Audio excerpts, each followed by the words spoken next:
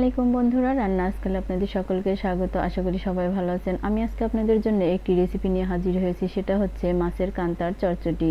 খেতে খুব মজা হয়। তার জন্য আমি প্রথমে নিয়ে নিব পুঁই শাক। পুঁই শাকগুলো ভালোভাবে সুন্দর করে পরিষ্কার করে নিয়েছি। তারপরে লাগবে মাছের কান্তা, তারপরে লাগবে পেঁয়াজ কুচি, কাঁচামরিচ এবং কিছু রাঁধুনি। নিয়ে নিয়েছি আলু কুচি, ফুলকপি কুচি, পটল কুচি এবং কচুরমুখী কুচি। এরপর আমি একটি প্রেসার কুকারে পুঁই শাকগুলো দিয়ে দিব। সবগুলো পুঁই শাক আগে প্রেসার কুকারের মধ্যে দিয়ে দিব। এরপরে যেসব উপকরণ দেখতে পাচ্ছেন সবগুলো আমি দিয়ে দিচ্ছি। এরপর কাঁচামরিচ, পেঁয়াজ এবং রাঁধুনি সবগুলোই দিয়ে দিব। দিয়ে এবার দিয়ে দিব একটু বাটা মশলা, দিয়ে দিব স্বাদ মতো লবণ, হলুদের গুঁড়া। এরপর দিয়ে দিব পরিমাণ মতো তেল। তেল দিয়ে ভালোভাবে সবগুলো উপকরণ মাখিয়ে নিব।